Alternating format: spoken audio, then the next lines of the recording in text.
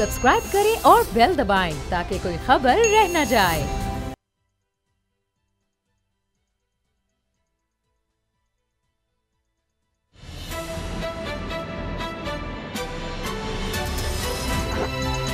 अब पता चला। बिस्मिल्लाहिर्रहमानिर्रहीम, अस्सलाम वालेकुम। मैं हूं मोहम्मद उसामा गाजी और आप देख रहे हैं अब पता चला। पाकिस्तान में 2020 का आखिरी सूरज गुरूब हो चुका है। ये साल अब चंद घंटों का मेहमान है। नया साल नई उम्मीदों के साथ शुरू होने को है, लेकिन इसमें कोई शक नहीं कि 2020 का साल पाकिस्तान ही नहीं बल्कि पूरी दुनिया के लिए कुछ ज़्यादा अच्छा नहीं रहा। कोरोना की सूरत में आने वाली वबा ने ऐसी तबाही मचाई कि घरों के घर उजड़ गए। साइंसदान, मईशतदान, आलिम, दानश्वर, सहाफ़ी, फनकार, हर शोबे से बड़े बड़े नाम इस वबा का निशाना बन गए। मरीजों के साथ साथ आलमी मईशत भी वेंटिलेटर पर चली गई।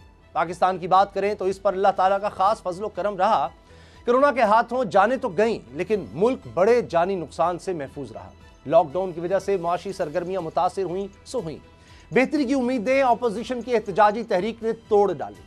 नाम अवाम का लिया गया, लेकिन नुकसान भी अवाम को उठाना पड़ा। ये जानते बूझते हुए कि मुआशी अदम इस्तेहकाम से हुकूमत हिले ना हिले, मईशत जरूर बैठेगी, अवाम जरूर परेशान होंगे। अपोजिशन अब भी हलचल मचाना चाहती है, लेकिन जाती मफादात, अपने अपने मुकदमात और मुल्क दुश्मन बयानियां इस इतिहाद को पारा पारा कर चुका है।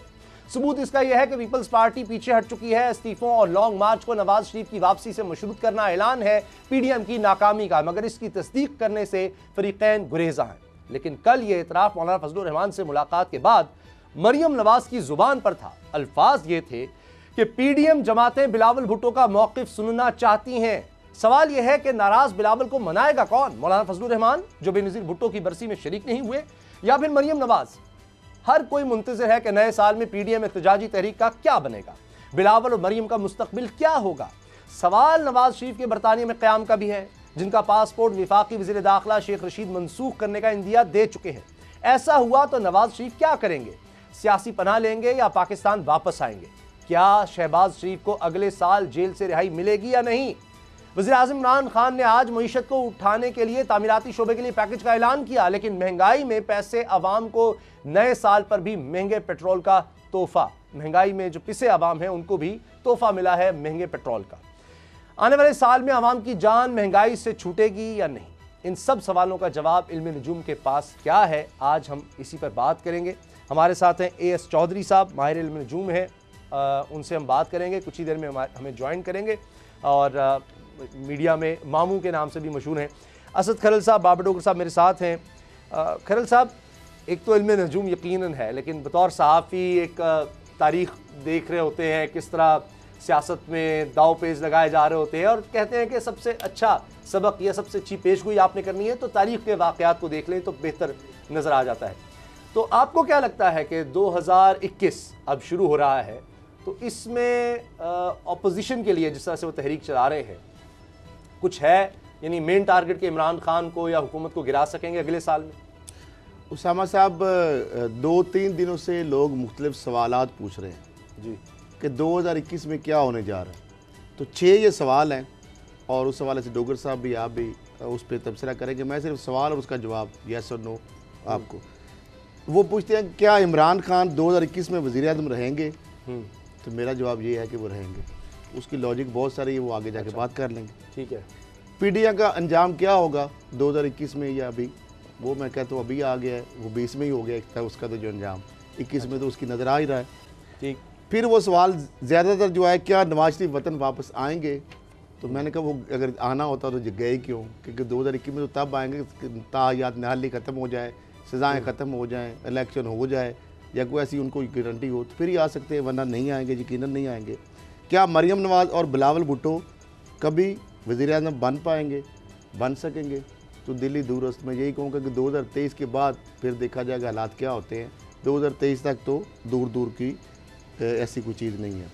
फिर 2021 में कोरोना वायरस की क्या सूरत हाल रहेगी, इस पर मेरा जवाब ये है कि 2000 मार्च के अंदर जो अभी तक जो सारी खबरें आ रही हैं, मार्च में ये काफ़ी रिड्यूस होना शुरू हो जाएगा। जून तक इसकी आलमोस्ट शायद वैक्सीन आ जाएगी ठीक और है। वर्चुअल एजुकेशन रहेगी। अच्छा, खैर साहब, आपकी इजाज़त से इस पर हम तफसील से बात करते हैं। मैं चाह रहा हूं जब हमारे साथ एएस चौधरी साहब होंगे ना, उस पर हम तफसील से बात करेंगे। वो भी आ जाएगी और मईशत के इंडिकेटर पहले ही बेहतर हो रहे हैं, ठीक है, मजीद बेहतर हो जाएंगे। एक चीज जो बड़ी जबरदस्त हुई है, पाकिस्तान खुद जिस तरह से JF-17 थंडर बना रहा है, अब उसका नया वर्जन पाकिस्तान तैयार करने जा रहा है, ब्लॉक 3, जो कि कहा जा रहा है कि भारतीय तैयारे राफेल, असल में तो भारतीय तैयारे नहीं हैं क्योंकि फ्रांस से खरीदे हैं, लेकिन अब भारत के पास है तो ये कहा जाता है भारतीय तैयारे राफेल, उससे भी जदीद होगा। और ये एयर मार्शल साहब ने इस चीज़ का ऐलान भी किया है, पाकिस्तान के एयर चीफ मार्शल ने। अब बाबर डोगर साहब, ये कितनी बड़ी खबर है, और मैं इसकी तफसील जितनी पढ़ रहा था, क्योंकि पूरी तरह से अक्सर चीज़ें नहीं बताई जाती क्योंकि ये दिफाई मामलात होते हैं, बड़े सेंसिटिव होते हैं, लेकिन जितने में भारत ने खरीदे हैं उससे कहीं कम कीमत पर पाकिस्तान उससे बेहतर जहाज़ बना रहा है। 2022 में ये एयरफोर्स के हवाले कर दिए जाएंगे। अभी 14 JF-17 थंडर जो हैं वो पाकिस्तान एयरफोर्स के हवाले भी किए गए, उसी हवाले से तकरीब थी, तो खुद पाकिस्तान ने बनाकर ये अब एयरफोर्स के हवाले किए हैं। और इसके साथ साथ ये पाकिस्तानी इंजीनियर्स का यकीनन कमाल है। दूसरी चीज़ ये कि नाइजीरिया को पाकिस्तान ये फ़रोख्त भी कर रहा है। 12 ममालिक ने JF-17 थंडर में दिलचस्पी जाहिर की है। नाइजीरिया को 10 जहाज़ बिल्कुल तैयार हैं उनको एक्सपोर्ट करने के लिए, और भी मजीद करने हैं। तो ये तो बहुत बड़ी चीज़ हो गई पाकिस्तान। उसामा साहब, ये बहुत बड़ी अचीवमेंट है पाकिस्तान की।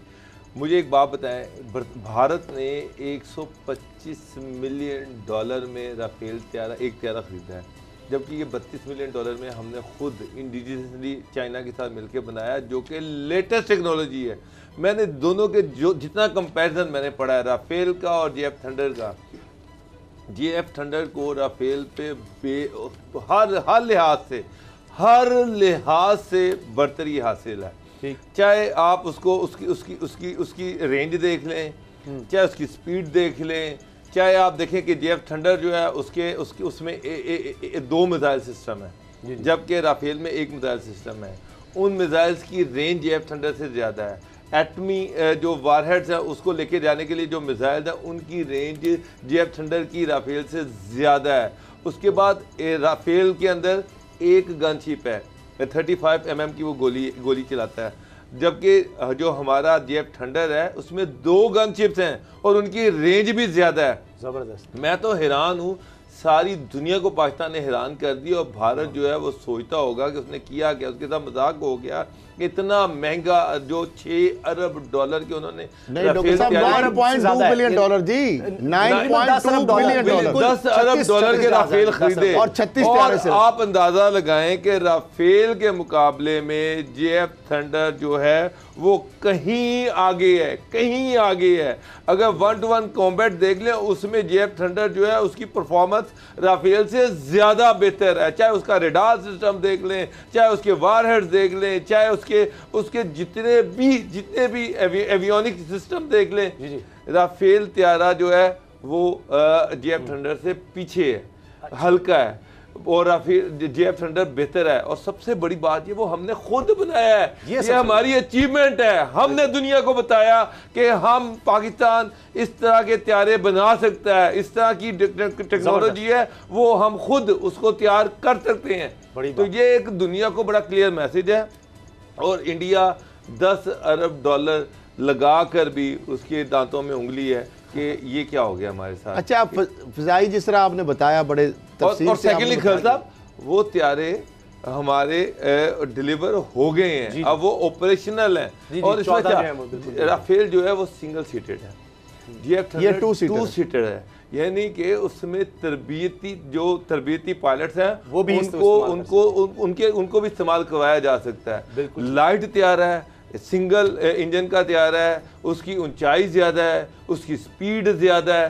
किसी भी हवाले से आप इसका कंपैरिजन राफेल से करें, JF थंडर उससे आगे है, उससे बेहतर टेक्नोलॉजी, और ये जो और उससे सस्ता है। हाँ जी, उससे सस्ता है। और सबसे बड़ी बात ये है कि जो ब्लॉक 3 है ना JF-17 थंडर का, ब्लॉक 3 की ही बात जो कर रहा हूँ, ये पाकिस्तान और चाइना के इश्तराक से बना है। पाकिस्तान एरोनॉटिकल कम्प्लेक्स और चाइना का जो टेक्नोलॉजी और एक्सपोर्ट एंड जो उनका जो वहाँ पे जो है, वहाँ पे उनकी कॉम्प्लेक्स है, चाइना की जो 13 साल जो कंपनी है और पाकिस्तान का जो एरोनॉटिकल कम्प्लेक्स है, उनके इश्तराक से। और ये तकरीब जो हुई है इसमें भी चाइनीज़ एम्बेसडर और chief of air staff air marshal जो है मुजाहिद उमर खान इसमें शामिल थे जी। और उस पर उन्होंने बताया, जिस तरह डोगर साहब ने बहुत तफसील से चूंकि बता दिया है, क्योंकि राफेल जो तैयारा है वो अपनी विजिबिलिटी के हवाले से दुनिया में मशहूर है। तो इसमें जिस तरह बताया कि 2 सीटर है, इसमें जो अपना बहुत सारा जो वार हेड है वो बहुत ज़्यादा ये कैरी कर सकता है और स्पेसिफिकेशन एग्जैक्ट जो है इसकी काफ़ी ज़्यादा है। इसकी स्पीड जो है 200-2200 किलोमीटर गालबन समथिंग है और इसके बाद इसकी जो कैरी करने की जो है असला और जो आलात है क्योंकि ये लाइट तैयार है, सिंगल इंजन है, इसलिए तो ये वार हेड जो है ज्यादा कैरी कर सकता है। 2 गन्स हैं, 2 मिसाइल सिस्टम है। राफेल में तो 1 मिसाइल है, 1 गन है, वो इससे बहुत, और इसकी स्पीड ज्यादा है क्योंकि ये उससे लाइट है, ये ज्यादा ऊंचाई तक जा सकता है और इसका रडार सिस्टम जो है वो भी राफेल से ज्यादा बेहतर है। तो अब मामला ये है कि भारत जो है इतने पैसे उसने खर्च किए और वो मोदी जिसने कहा था कि काश हमारे पास राफेल होते, तो काश वाले जो आ गए तो हमने उसका भी तोड़ निकाल लिया है। अब अभी वो बता रहे थे चीफ ऑफ एयर स्टाफ के हमारे पास पाकिस्तान की फिजाइया के पास टोटल जो तैयारे हैं वो हैं हेलीकॉप्टर मिला के 900 और इंडिया के पास है 2000 से जायद। उनके पास जो तैयारे हैं 2000 से जायद हैं। हमारे 900 तैयारे जो हैं उन्होंने देखा किस तरह क्रियाक्रम इनका किया और अभिनंदन को या पकड़ा, 2 जहाज गिराए और अभी जब हमारे पास ब्लॉक 3 आ जाएगा तो फिर तो इंडिया की नींदें तो हराम होगी। यानी उन्होंने $10 अरब भी लगा दिया और उसके साथ हमने तोड़ निकाल दिया। अच्छा, एक और इसका देखें ना कि चाइना और पाकिस्तान, चाइना ने जो उनकी दुर्गत बनाई है, इंडिया की जो ठुकाई की है और जिस तरह ना सिर्फ उन्होंने चले असले बरूद से तो बंदा मारता ही है, उन्होंने तो बकायदा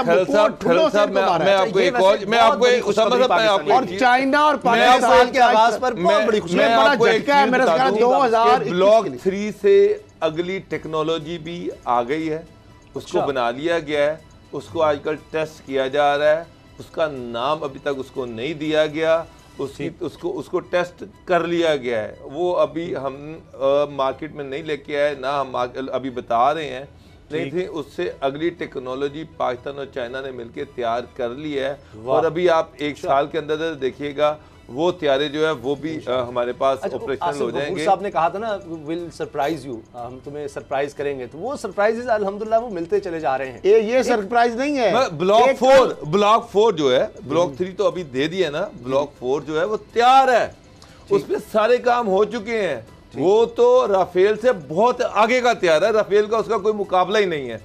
वो उस पर सारे एक्सपेरिमेंट्स हो चुके हैं, वो आजकल ज़ेर तरबियत है, वो अभी जो है वो स्क्वाड में शामिल नहीं किया गया, लेकिन आप आगे देखेंगे। अच्छा, मिसाइल टेक्नोलॉजी में भी पाकिस्तान इंडिया से बहुत आगे, आपको पता है। और कल भी जब ये तकरीब, एक तरफ ये तकरीब हो रही थी पाक फजाइया की बर्तरी के हवाले से और जो 14 फजाई बेड़े में जहाज शामिल हो रहे थे, और दूसरी तरफ पाकिस्तान में एक और जगह पे वो तकरीब हो रही थी पाक बहरिया की।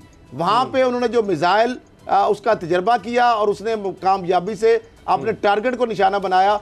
आप दोजों की बात हो, मिसाइल टेक्नोलॉजी की बात हो, जहाज़ों की बात हो, प्रोफेशनल आर्मी की बात हो, प्रोफेशनल इंटेलिजेंस इदारों की बात हो, तो दुनिया के हवाले से जब भी ग्रेडिंग होती है तो नंबर 1 हमेशा ISI का नाम आता है। हालांकि रिसोर्सेज के वाइज, मैन पावर के हवाले से अमेरिका की CIA के पास बहुत सारे हैं, इसके बाद SIS है, MI है, मुसाद है, खाद है, बहुत सारे मुल्कों की है। लेकिन नंबर इस तरह आर्मी प्रोफेशनल फौज, इसमें एक और चीज जो हमारी फिजाइया के वाले से सबसे अहम चीज जो है, जो सबसे खुशी जो मुझे होती है ना, सबसे खुशी वो ये है कि JF थंडर जो है 17 ब्लॉक 3 जो है, इसमें पाकिस्तान के जो साइंटिस्ट हैं, पाकिस्तान की जो कंट्रीब्यूशन है, पाकिस्तान ने जो इसमें इसके बनाने में जो पाकिस्तान का रोल है वो 60% है, 60% है। चाइना के माहिरीन का रोल इसमें 40% है। ये नहीं कि हम कह सकते हैं कि ये ज्यादातर इसको बनाने में पाकिस्तान का रोल 60% ज्यादा है। और इंशाल्लाह आप आने वाले 3-4 साल में देखेंगे पाकिस्तान खुद इसको 100% सैंपल कर लेगा। एक्सपोर्ट कर रहे हैं, इससे बड़ी क्या बात होगी कि नाइजीरिया, कई और ममालिक, और उसमें भी भारत के जहाजों के साथ भी कंपटीशन था।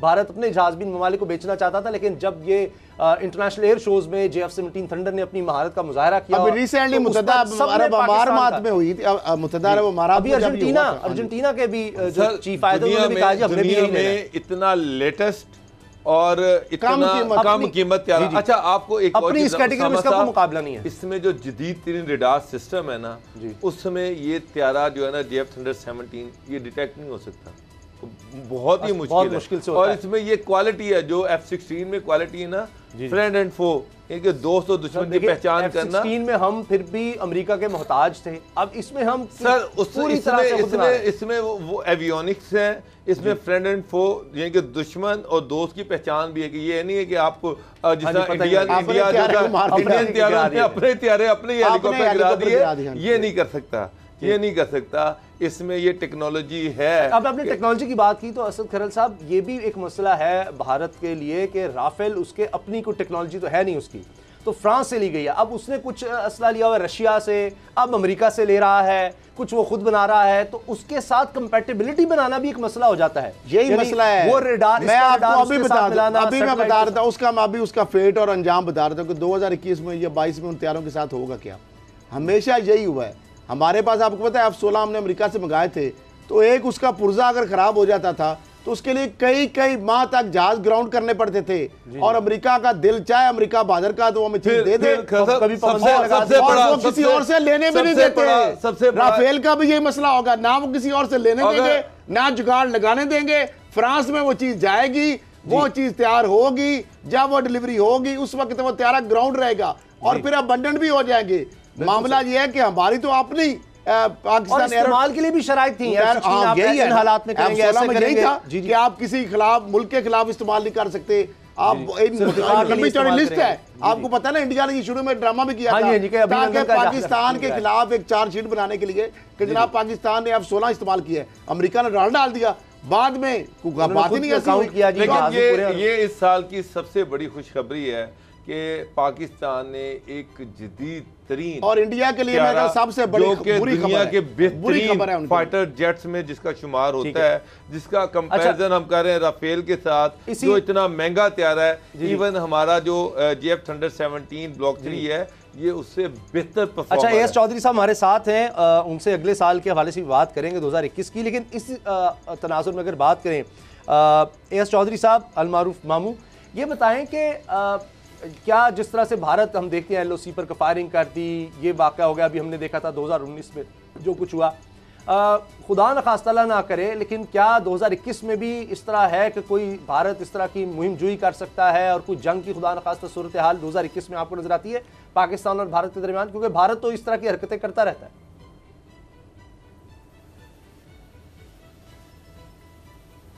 ये जो 2021 जो है, इसमें भारत ने पाकिस्तान मुखालफाना बहुत सारे इक़दाम कर रहे हैं और तकरीबन जंग के करीब ही पहुँच जाएगा। तो इसमें पाकिस्तान को बहुत ही एहतियात करनी चाहिए और इस वक्त तो भारत से पे नज़र रखनी चाहिए हर वक्त। अच्छा, ये फरमाइएगा कि ये जो बात होती है कि इमरान खान साहब की हुकूमत को गिराने की अपोजिशन की तरफ से 2021 में आपको लगता है कि अपोजिशन कामयाब हो सकेगी? इमरान खान साहब 2021 में भी इल्म नजूम क्या कहता है, वज़ीर आज़म रहेंगे, उनकी हुकूमत रहेगी 2021 में भी, अगले साल भी?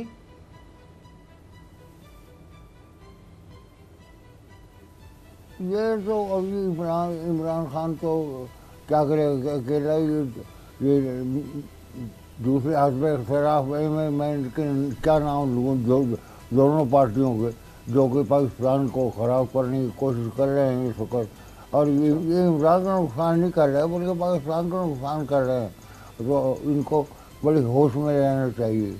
अच्छा, मियाँ नवाज शरीफ साहब आएंगे वापस 2021 में? पाकिस्तान हुकूमत कोशिश कर रही है कि जी नवाज शरीफ को वापस लाएं।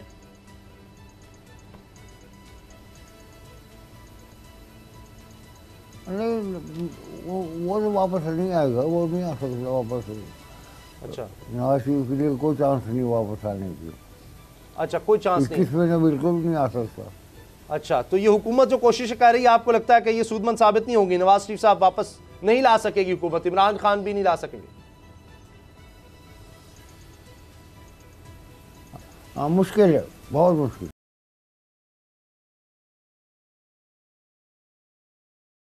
शहबाज शरीफ हैं, ये हैं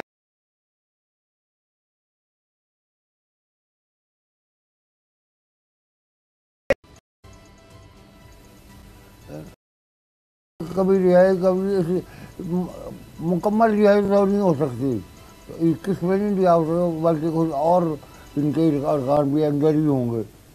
अच्छा, ये और ये सबसे बड़ी जो अवामी ये जो मतलब ये जो पीडीएम है, ये जो डेमोक्रेटिक ये अपोजिशन ने जो अलायंस बनाया हुआ है, जो लॉन्ग मार्च करने की तैयारियां कर रहे हैं, इनका क्या मुस्तकबिल है?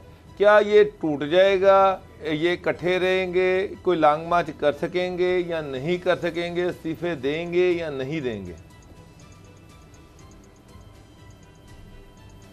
जी आपकी आवाज़ नहीं सही आ रही, मेरी समझ में नहीं आया। अच्छा, पीडीएम जो है अपोजिशन इत्तेहाद, ये इस्तीफे देंगे 2021 में, इन्होंने ऐलान तो किया हुआ है।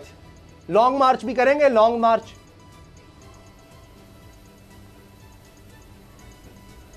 सर ये लॉन्ग मार्च क्या करेंगे? ये अभी इस्तीफे नहीं दे रहे, इस्तीफे देते तो फिर पता लगता है, इस्तीफे नहीं देंगे ये।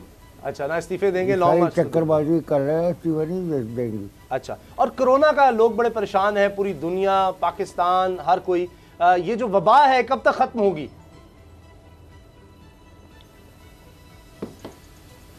ये वबा 2021-2022 तक नजर आ रही है मुझे, और मेरा ख्याल है कि मार्च के बाद इसका असर, मार्च 2022 के बाद इसका असर घटना शुरू होगा। अच्छा, 2022 मार्च, वो भी चूँकि कहा जा रहा है कि वैक्सीन आ जाएगी तो उसके बाद शायद कुछ इसमें सूरत हाल में बेहतरी आए। जो माशी हालात है मुल्क के, लोग महंगाई से तंग हैं, बेरोजगारी है, परेशानी है, 2020 बड़ा मुश्किल गुजरा, 2021 में क्या आप देख रहे हैं? ये हाँ, 2021 में क्या, ये अभी आप देखेंगे 15 जनवरी के बाद आपके माशी हालात पाकिस्तान के और ये महंगाई, ये दोनों चीज़ें ठीक हो जाएगी, और महंगाई तो इंशाल्लाह खाते में करीब आ जाएगी। ये बनेगा टुकड़ा 15 मई से मार्च तक सब चीज़ें ठीक हो जाएंगी इंशाल्लाह। ठीक है। एएस चौधरी साहब, अलमारूफ मामू, बहुत बहुत शुक्रिया, वक्त दिया आपकी, बड़ी मेरी मेहरबानी। ब्रेक का वक्त है और ब्रेक के बाद हम सियासी गुफ्तगू को जारी रखेंगे और देखेंगे कि असद करल साहब, बाबर डोगर साहब अपने सहाफ़ती तजर्बे के मुताबिक क्या देख रहे हैं आने वाले साल में। ब्रेक के बाद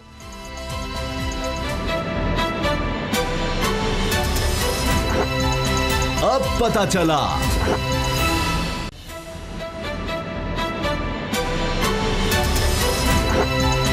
अब पता चला।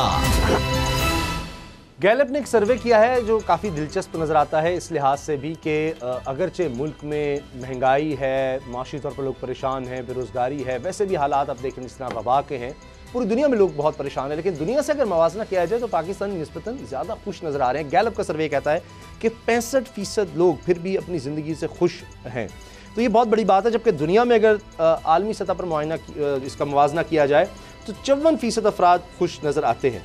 अब असद करल साहब, इसमें यकीनन हम ये नहीं कह सकते कि लोगों के हालात बहुत अच्छे होंगे, यकीनन कुछ के अच्छे भी होंगे जिससे सर्वे किया गया, लेकिन मेरा ख्याल है हमारा फैमिली सिस्टम, ये चीज़ें हैं, फिर लोग जो हैं अल्लाह ताला पर एतकाद और एक उम्मीद के साथ जिंदा रहते हैं कि आने वाला वक्त ज़रा बेहतर होगा, ये चीज़ उनको खुश रखने में मदद देती है।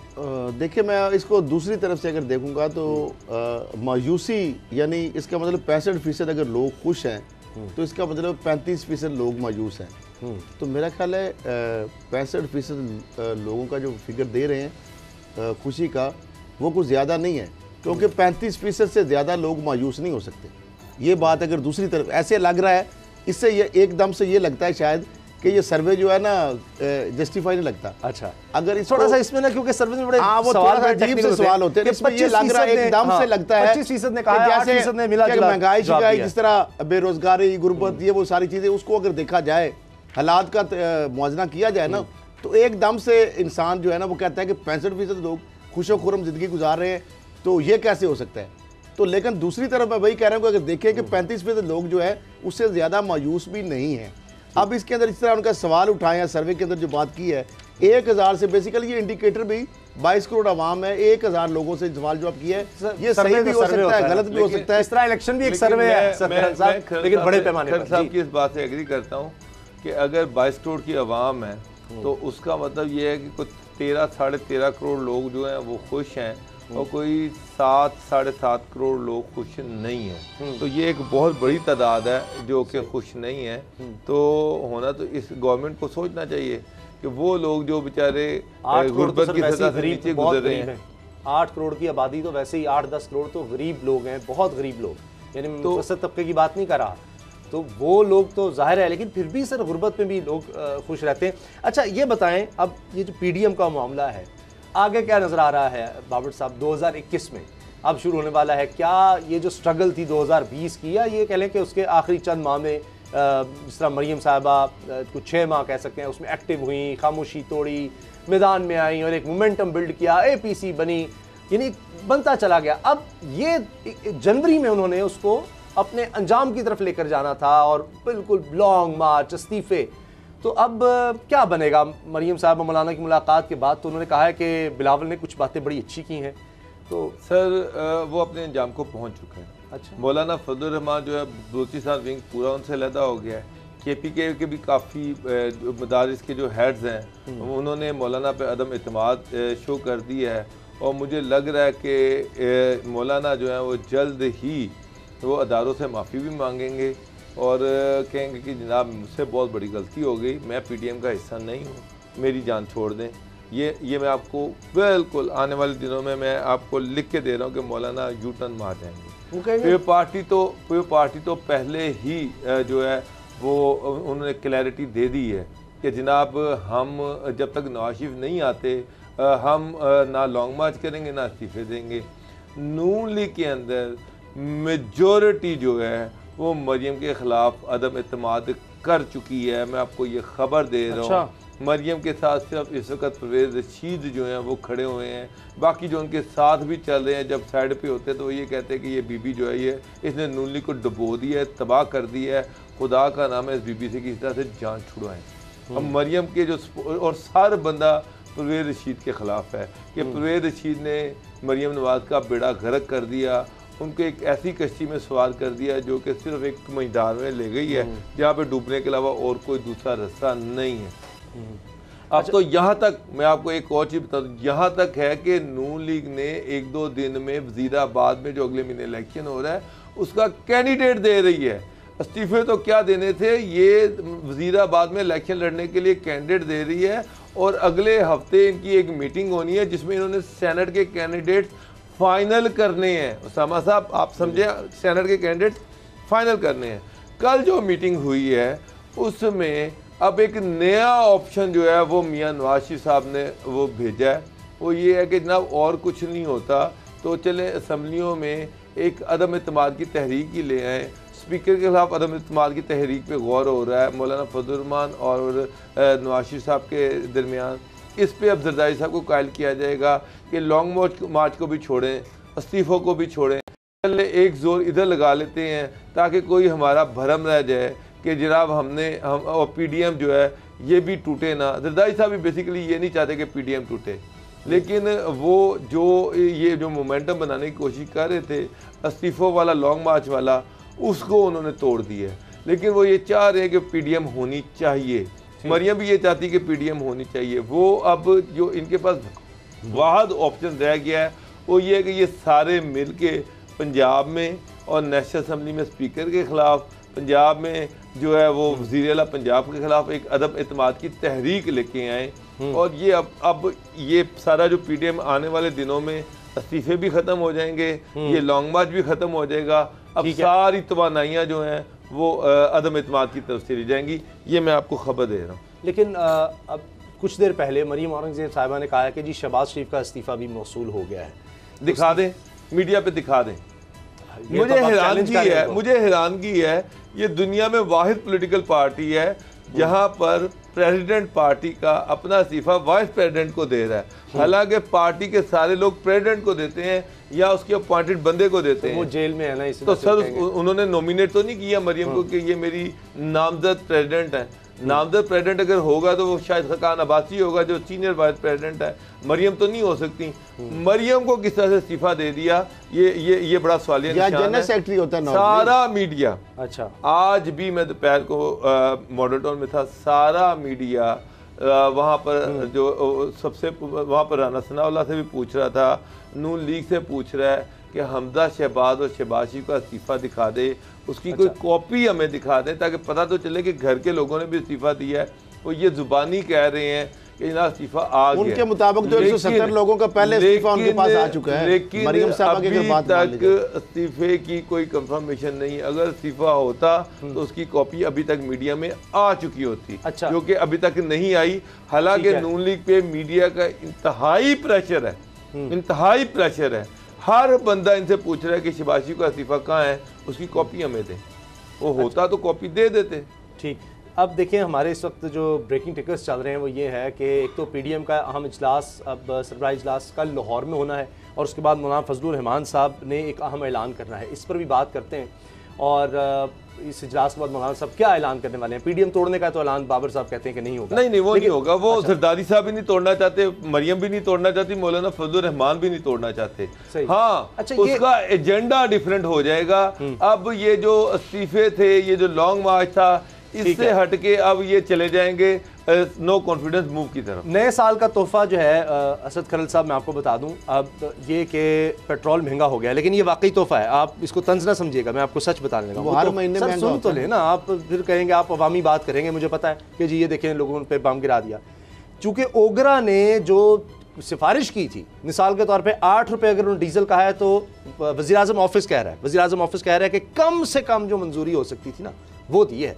डीजल में 1 रुपये 80 पैसे, पेट्रोल 2 रुपये 31 पैसे, और इस तरह से लाइट डीजल 14 कहा था ओगरा ने, लेकिन 3 रुपये कुछ पैसे की मंजूरी प्राइम मिनिस्टर ऑफिस ने दी है। और इस तरह मिट्टी के तेल में 10 रुपये कहा था ओगरा ने, लेकिन उन्होंने उससे काफ़ी कम किया है। तो पेट्रोल की कीमत अब 2 रुपये 31 पैसे फी लीटर की मंजूरी दे दी है, वज़ीर आज़म ऑफिस से कह रहा है। तो ये कम से कम दिया उन्होंने, यानी ओगरा इससे कहीं ज्यादा। वो देखें पेट्रोल में 10 रुपये, ये देख लें 68 पैसे ओगरा कह रहा था। कहाँ 10 रुपये? ओगरा भी गवर्नमेंट के अंदर ही है, रेगुलेटर है, लेकिन हुकूमत के अंदर ही है। पहले फैसला हो जाता है कि आपने इतनी मांगनी, हमने इतनी देनी है। ये वो कोई फ्रांस का दायरा तो नहीं है जिसने आगे इनसे कहना है कि जी हम इतने का है। वो ओगरा का जो चेयरमैन है वो भी गवर्नमेंट के अंडर ही आता है। वो कौन सा कोई अमेरिकन, लेकिन इंटरनेशनल स्टैंडर्ड के मुताबिक ओगरा देख रहा होगा कि ये है, इस हिसाब से इतनी बढ़नी चाहिए जितनी डाक खाने के किरदार है, उसके अलावा उसका क्या है? तो आप समझते हैं ओगरा की मर्जी है, अगर या ओगरा अगर अथॉरिटी होता, ऑटोनमस बॉडी हो, तो वो अगर 10.68 करता है तो फिर उस पर गवर्नमेंट इम्प्लीमेंट नहीं। अभी तो गवर्नमेंट कहेगी, मैं आपको बता रहा हूँ, वो कहेंगे कि जी देखिए हमने जो टैक्स था ना वो थोड़ा सा और कम कर दिया, जो हम टैक्स ले रहे थे, पेट्रोलियम लेवी ले रहे थे, वो कम कर दिए ताकि ये बर्डन कम पड़े, इसलिए 2 रुपये 31 पैसे। बर्डन तो पड़ेगा, 100% पड़ेगा। 2 रुपये 60 पैसे जो है, लोगों की सैलरियाँ तो नहीं बढ़ी, ट्रांसपोर्ट के किरायों में भी इजाफा हो जाएगा। लोग बेचारे जो कीमतें हैं उनकी कीमतों में भी, चीज़ों की कीमतों में भी इजाफा होगा। हर चीज़ जो है उसकी ट्रांसपोर्टेशन होनी है। अल्टीमेटली जब ट्रांसपोर्टेशन की कीमतों में इजाफा होगा, वो तो बिजली भी पहले कीमतों में भी इजाफा होगा, बिजली की कीमत में इजाफा हो रहा है, तो महंगाई की एक नई वेव तो आ रही है। मेरा मतलब है कि गवर्नमेंट लोगों को रिलीफ क्या दे रही है, असल इशू तो ये है। रिलीफ ये है ना कि 10 रुपए कह रहे थे तो उन्होंने 8 रुपए नहीं बढ़ाया, 2 रुपए बढ़ा दिए। बहुत आसान किया। अदा करें साहब, आप भी शुक्रिया अदा करें, आप भी करें। हुकूमत ने 8 रुपए कम नहीं बढ़ाया, 2 रुपए बढ़ा दिया, तो इस पर तो गवर्नमेंट को मैं सलूट करूंगा जनाब कि 2 रुपए आपने बढ़ाया है, ज्यादा नहीं बढ़ाया, मेहरबानी आपकी। अब आपको लगता है एक और महंगाई की लहर आएगी बिजली महंगी करने से, पेट्रोल गैस, देखिए क्योंकि होता है हुकूमत कम करती है, सर महंगाई कम नहीं होती, महंगाई कम नहीं होती जब पेट्रोल। उस चीज को आप लेके बैठ गए कि हर महीने ये पेट्रोल बम हमारे ऊपर गिरता है। नहीं सर, नीचे भी जाता है, ये देख लें। अब वो बात नीचे जाता है, आप सही कह रहे हैं, पेट्रोल नहीं मिला। ये तो बिल्कुल जब नीचे गया था तो वो पेट्रोल नहीं मिला, उसका क्या फायदा? नीचे भी तो 7 रुपए जाने का भाई, उस तरह का दोबारा प्लीज मैं हाथ जोड़ता हूँ, उस तरह का दोबारा नीचे ना करें कि लोग पेट्रोल के लिए बोतलें और गाड़ियां और रास्ते में डीजल मारे फिरे पैसे लेकर, और आगे पंपों पे आपको तेल ना मिल रहा हो, ऐसा प्लीज आप नीचे ना करें। और जिस तरह आप ब्रेकिंग न्यूज आ रही है कि पीपल्स पार्टी के बाद नून लीग भी इलेक्शन लड़ने के हक में है। बाबर साहब ने ब्रेकिंग न्यूज दे दी थी, वो सही साबित हो रही है। ब्रेक लेते हैं और ब्रेक के बाद इसी वाले से हम बात करेंगे कि मौलाना फजलुर रहमान साहब क्या कहने वाले हैं, अब ये इस्तीफों का क्या होगा, सेंट्रल इलेक्शन का क्या होगा, क्योंकि वो तो कह रहे थे मौलाना साहब की ये नाजायज़, ये सारी पार्लियामेंट है, ये नाजायज़ हुकूमत है, ये नाजायज़ असम्बलियाँ हैं, तो इनसे जो भी इलेक्शन होगा नहीं सेनेट का, वो भी नाजायज़ होगा। तो अब वो जायज़ कैसे करेंगे, ब्रेक के बाद बात करेंगे।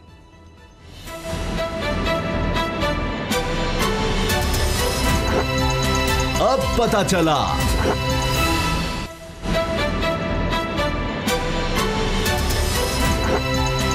अब पता चला।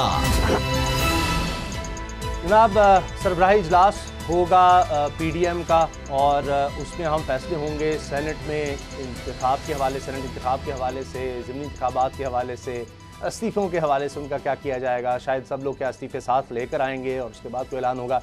मौलाना फजलुर रहमान साहब ने ऐलान भी करना है। तो ये तो अब पीडीएम की सियासत जिस तरह से आगे चलेगी, सेनेट इलेक्शन की तरफ नजर आ रहा है कि अब जा रहे हैं सिर्फ एक रस्मी उन्हें ऐलान करना है। चूँकि नून लीग की अक्सरियत बताया जा रहा है सेनेट इलेक्शन लड़ने के हक़ में है, तो ये भी कह सकते हैं कि मरीम साहबा के खिलाफ अब एक तरह से बगावत हो गई है।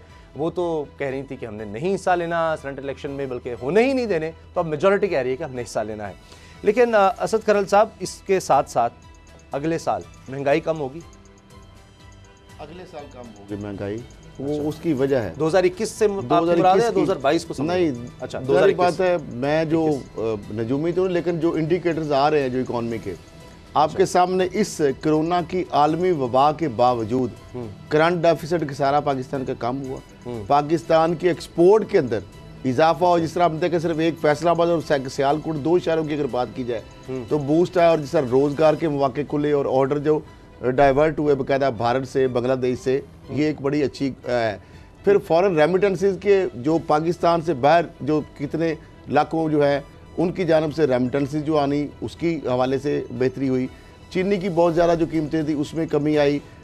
बाकी कुछ चीज़ों के अंदर बेहतरी आ रही है, जिस तरह स्टेबल गवर्नमेंट हो रही है। दूसरी जो बात अभी आपने की है कि जो इस्तीफ़ों सेनेट के इलेक्शन के हवाले से, सेनेट के इलेक्शन के हवाले से इस वक्त जो पीपल्स पार्टी है, जिनसे मैंने बहुत दिन पहले प्रोग्राम में बताया था कि मुख्तदर जो कूते हैं उनकी राब्ते हुए थे जरदारी साहब से, जिसके वाले से बिलावल साहब ने भी कहा था कि फ़ोन ना करें, हम आ रहे हैं, लॉन्ग मार्च कर रहे हैं। वो किधर गए लॉन्ग मार्च? मुझे लॉन्ग मार्च करने थे और फ़ोन कॉलें ना की जाए। वो असर आपने दिखा गया। और उस हवाले से मैंने ये भी बताया था कि उन हवालों से जरदारी साहब की नवाज शरीफ साहब से उसी हवाले से 3 मरतबा राब्ते हुए थे। लेकिन नवाज शरीफ साहब को और जरदारी साहब को टास्क दिया गया था, शायद नवाज शरीफ साहब उस हवाले से लाइन टो नहीं कर रहे थे। फिर जरदारी साहब ने बिलावल साहब को शहबाज शरीफ साहब के पास मुलाकात के लिए भेजा।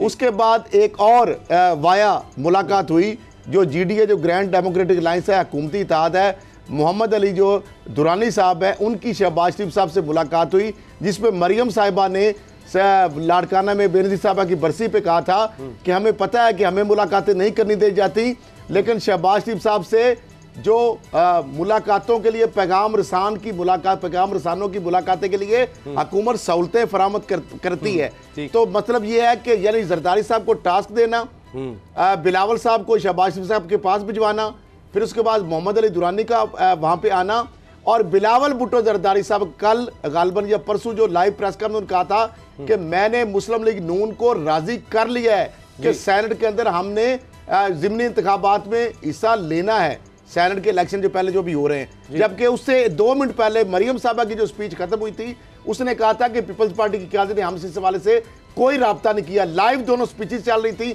1 मिनट के दौरान कौन सा राब्ता हो गया। तो लाजा मामला यह है कि अब एक पपेट के तौर पर मरियम साहिबा और नवाज शरीफ साहब जो है उनको खिला रहे हैं जरदारी साहब। मौलाना फजलुर रहमान साहब ने जब नवाज शरीफ को अभी कल फोन किया, उन्होंने गिला किया कि आपके भाई मिले हैं, उनको भाई आपके एस्टेब्लिशमेंट जो है उनको मिले हैं और ये सारे मामला हो रहे हैं। तो नवाज शरीफ साहब ने फजलुर रहमान साहब को कहा है कि जरदारी साहब के एस्टेब्लिशमेंट से राब्ते हैं ना, आप मेरे ऊपर अगर चढ़ाई कर रहे हैं मेरे भाई की मुलाकात के ऊपर, तो आप जरदारी साहब, तो उनका इसीलिए मैं जरदारी साहब के बेनज़ीर की बरसी में नहीं गया। ठीक, अब ये सारी चीजें हो रही हैं। पीडीएम का जो धड़न तख्ता हो रहा है, ये निश्तन बर्खास्तन वो कहते हैं गुफ्तन शरीदम। अच्छा, तो मामला ये है कि अभी जो मरियम साहिबा और फजलुर रहमान 2 शिकस्त खुर्दा नॉन इलेक्टेड लोग रह गए हैं। शहबाज शरीफ साहब ने खुद कहा तो चलेंगे ना, मेरे से अगर फैसिलिटी नहीं है तो मुझे निकाला जाए, मुझे लाइसेंस दी जाए, मुझे गारंटियां दी जाए। अगले साल हुकूमत की कारकर्दगी को बेहतर होगी, क्योंकि इमरान खान साहब ने कहा कि शुरू में तो पता ही नहीं लगा और तैयारी के साथ बंदे को आना चाहिए। फिर ये कि अब फिर उन्होंने कहा कि अब 2.5 साल गुजर गए, अब हमारे पास हम ये नहीं कह सकते कि हमारी तैयारी नहीं है, अब हमें काम करके दिखाना होगा, अब कोई बहाना नहीं चलेगा।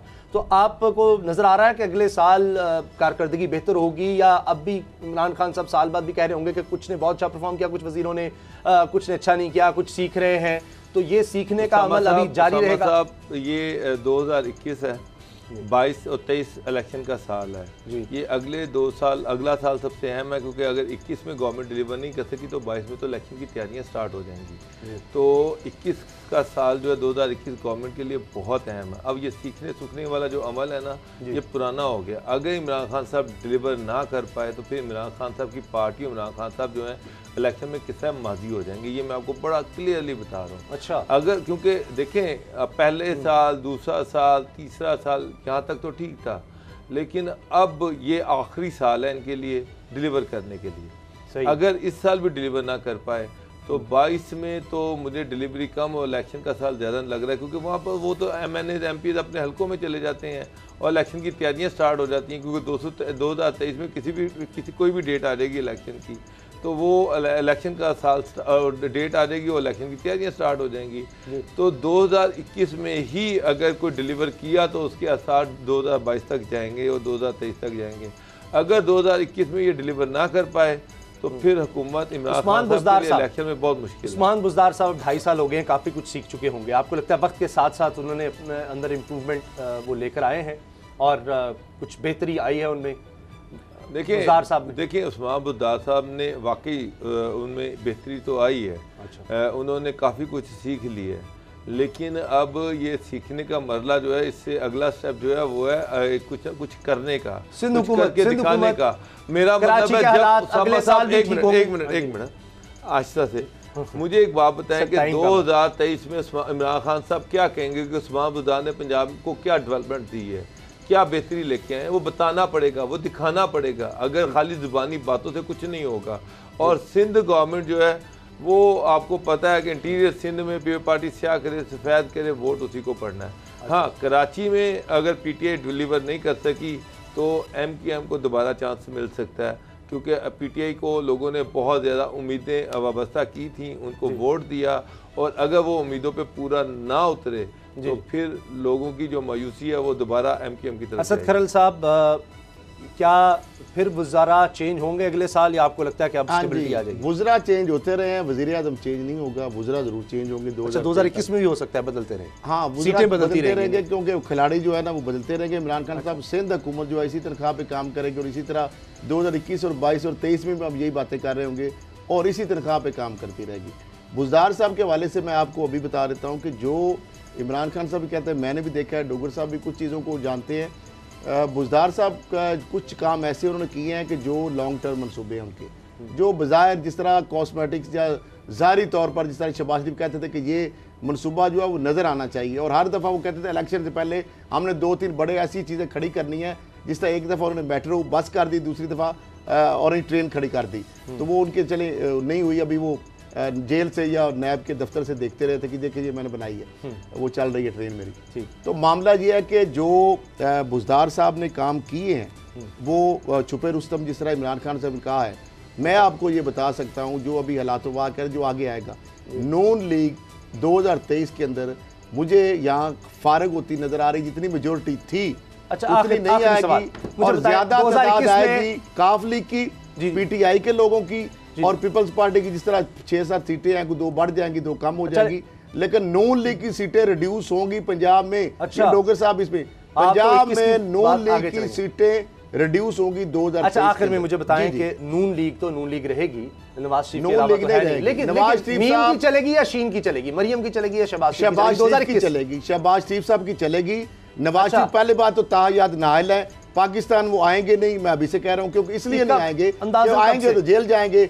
मरियम साहिबा जो है पार्टी उनसे ऑलमोस्ट बगावत कर चुकी है, नवाज शरीफ साहब की वजह से उनकी ताकत है मरियम साहिबा। लास्ट मिनट है बाबर साहब, आपको भी लग रहा है कि ये शहबाज शरीफ साहब प्रिवेल करेंगे पार्टी के ऊपर? 2021 में मरियम से ज्यादा अब शहबाज शरीफ साहब चीजों को देखेंगे? कुछ बिल्कुल शहबाज शरीफ साहब अभी अपनी जानबूझ के बेल अप्लाई नहीं कर रहे, वो भी देख रहे हैं कि मरियम जो है वो बिल्कुल जब वो पार्टी को एक दीवार के साथ लगा देंगी उस वक्त वो बेल अप्लाई करके बाहर आएंगे, और ऐसे टाइम में आएंगे जब पार्टी की सारी लीडरशिप जो मरियम से ना उम्मीद हो जाएगी वो इनके गिर्द पीपल्स पार्टी में जरदारी साहब या बिलावल किसकी चलेगी 2021 में? बिलावल की, बिलावल जरदारी पीछे है। जरदारी साहब अब उतने है ना, मास्टरमाइंड फैसले बड़े वही कर रहे हैं अभी भी। प्रोग्राम देखने का बहुत बहुत शुक्रिया, दुआओं की दरखास्त है, अल्लाह करे कि 2021 आपके लिए खुशियों का साल हो। अल्लाह हाफिज़।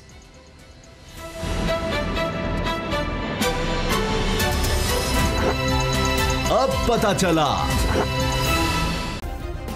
सब्सक्राइब करें और बेल दबाएं ताकि कोई खबर रह न जाए।